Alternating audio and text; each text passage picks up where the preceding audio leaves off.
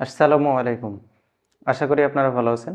আমরা আজকে শুরু করতে যাচ্ছি একটি বিষয় নিয়ে। সেটা হচ্ছে যে আমরা দৈনন্দিন জীবনে প্রতিনিয়ত প্রতিটা কাজেই আমরা সাধারণত সময় ব্যয় করি এবং প্রতিটা কাজ হয়তোবা কেউ বুঝে করি অথবা কেউ না বুঝে করি।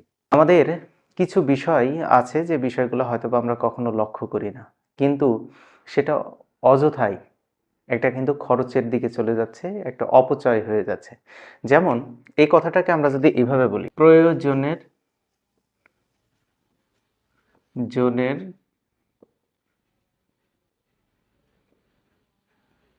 তুলনায় অতিরিক্ত। আচ্ছা, প্রয়োজনীয় তুলনায় অতিরিক্ত এই জিনিসটা কি? প্রয়োজনীয় তুলনায় যেমন আমরা যখন ঘুমাতে যাই, এমনি নরমালি সুস্থ শরীরের জন্য সাধারণত ৮ ঘন্টা ঘুমের কিন্তু খুবই প্রয়োজন। কিন্তু পড়াশোনার